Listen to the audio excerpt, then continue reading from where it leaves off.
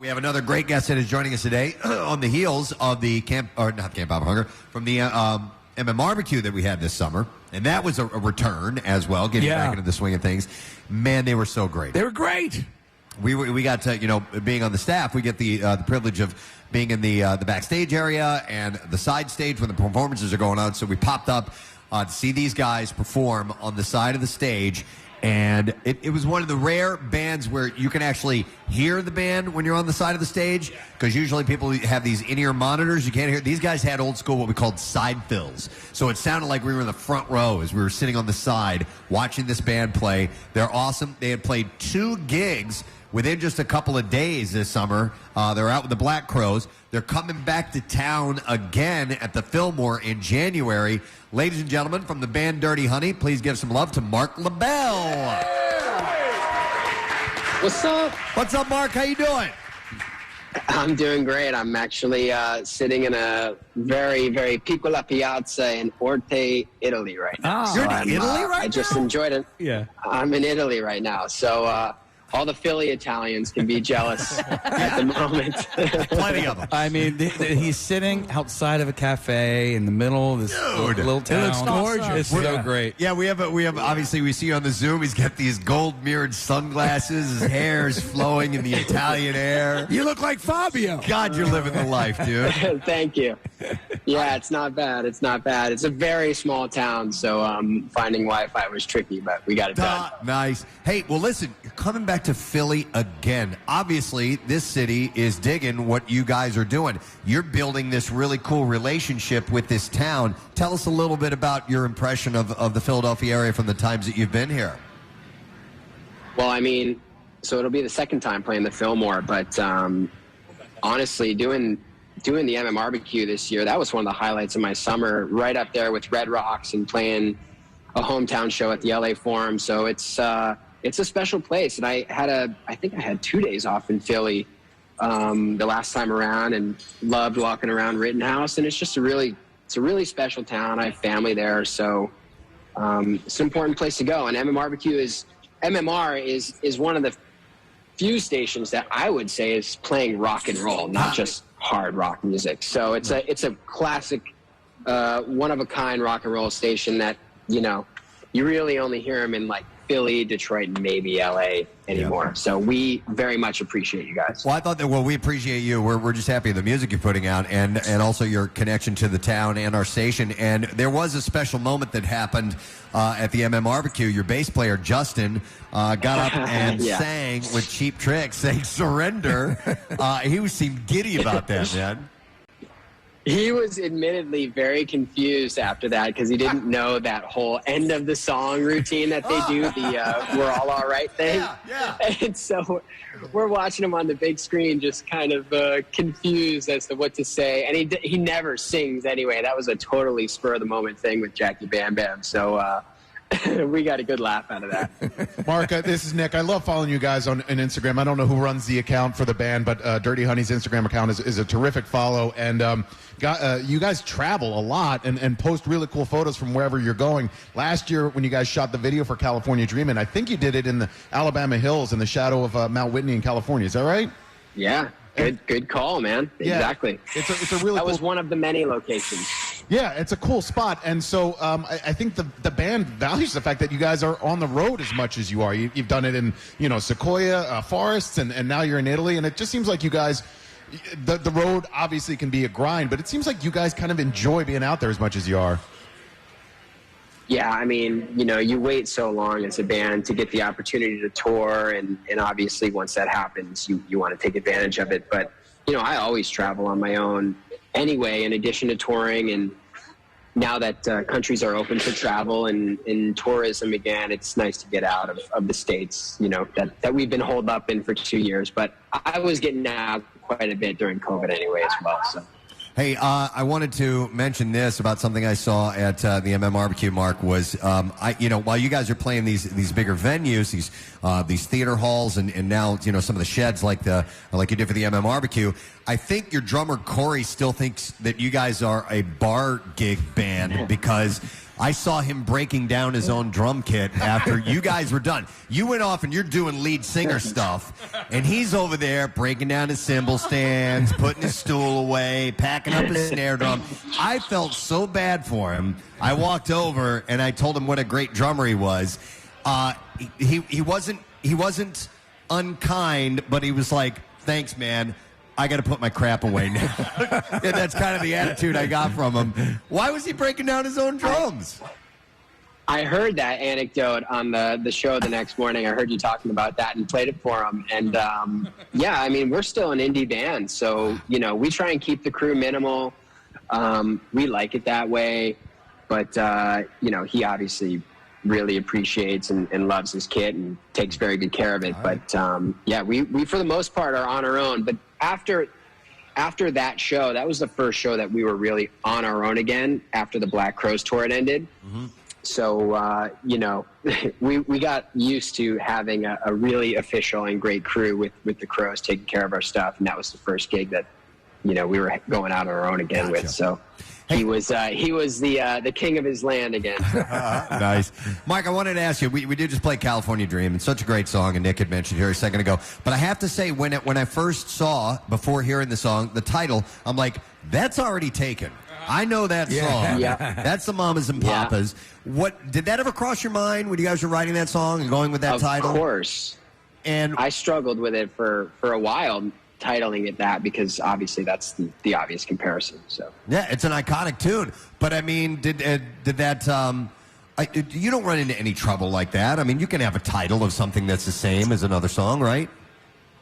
Yeah, you can't copyright a title. Right. Okay. As far as I know. Right. Okay, as far as we know, you're good to go. I could be in serious legal trouble and not know it, but as far as I know. Ignorance is bliss, right? I was wondering if it might have been a tactic. Somebody might try to download California Dream from the Mamas and Papas and ended up with this one, because I was going to write a song called Imagine and see if that would get some downloads. Well, no, so Mark, I wanted to ask you I wish I was that smart. No, I wanted to ask you about your next single coming out called it's Stairway to Heaven, right? Right. That's the one. Yeah. No, can I ask about? So you're touring with Mammoth, Wolfgang Van Halen. Yeah. Did you meet them at the barbecue, or how did that come about?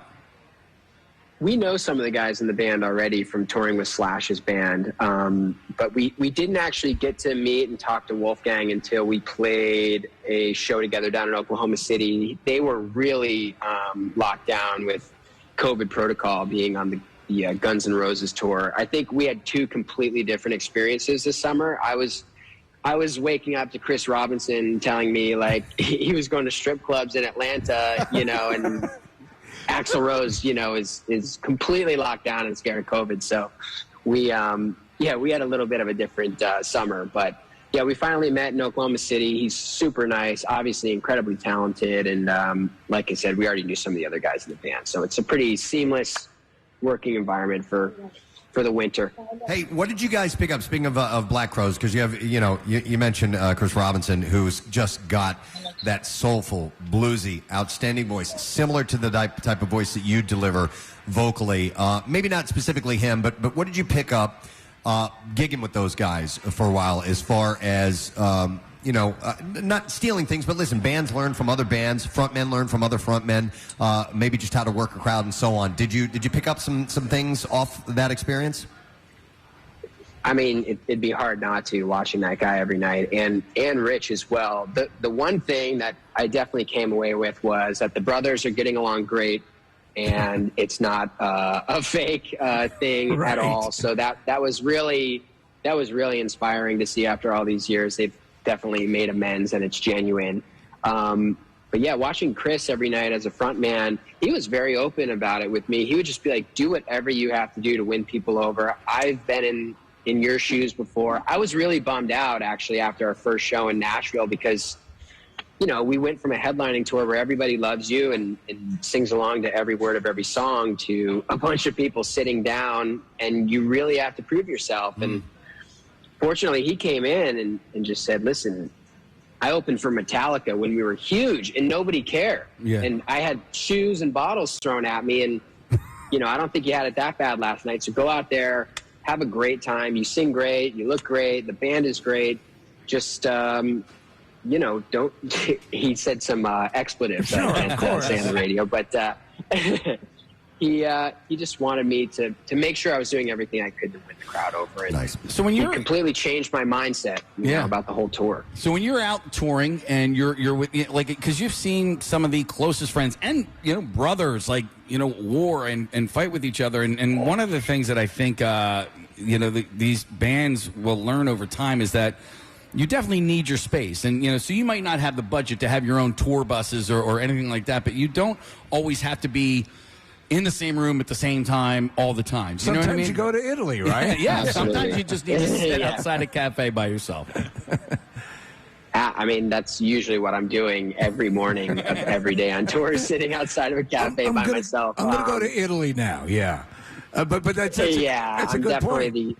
How do you, the early riser of the group. Yeah, how do you keep, I mean, you see these examples around you of bands that have been get on each other's nerves. Are you guys aware of that? Is that and do you actively do it, or is it just such simpatico that you guys are not in peril of that? There was definitely some growing pains because I'm kind of a loner by choice and by nature. So when we would show up in any city, I would already have the restaurant I'm going to picked out, the coffee shop, the bar, whatever.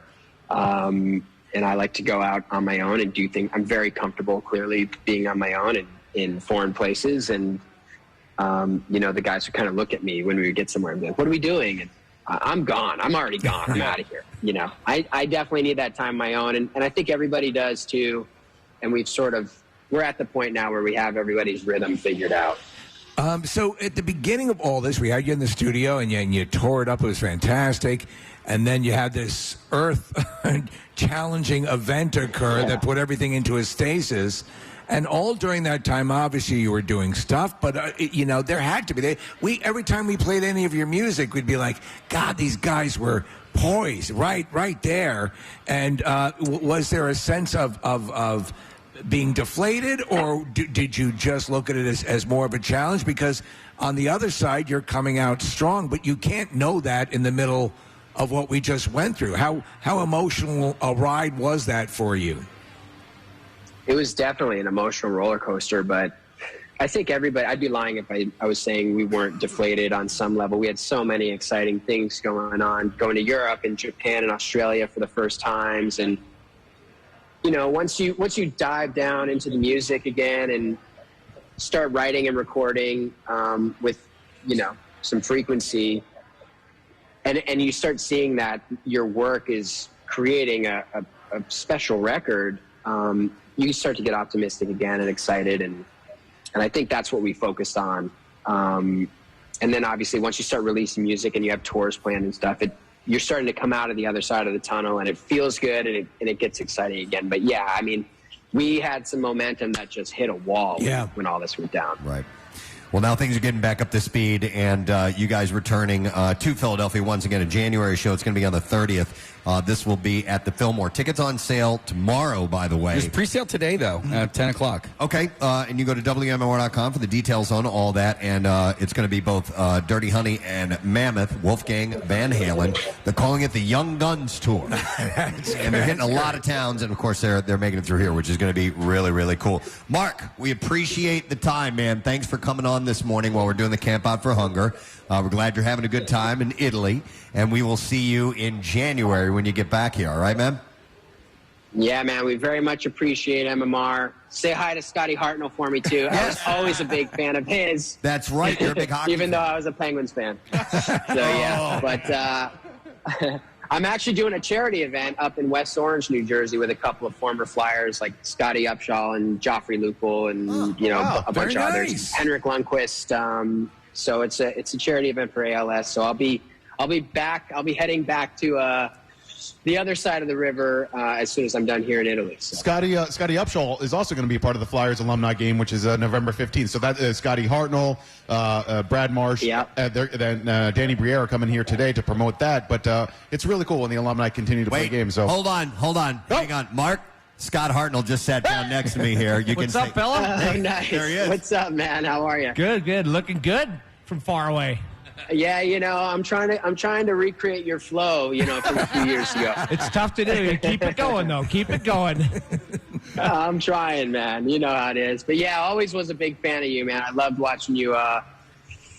Instigate fights against the Penguins for many years. So. Oh, I love it. That's the only thing I miss about hockey is the scrums after the whistle. And scoring a goal.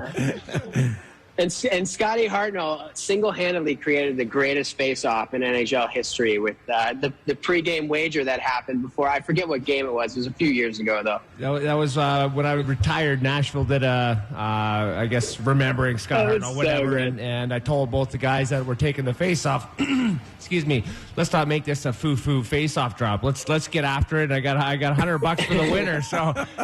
So dropped the puck, and then Claude Giroux and Roman Josi did it as well in the Flyers. So That's excellent. The foo-foo where they just let the home team win it. I said, hey, let's go, guys. $100 on the line. $100. The most intense ceremonial puck drop of all time. Oh, that's the best. I love it. All right, Mark, thanks a lot, man. We appreciate it. We'll talk to you soon. Okay, Marc LaBelle, guys, from Dirty All Honey. right, guys. Thank you.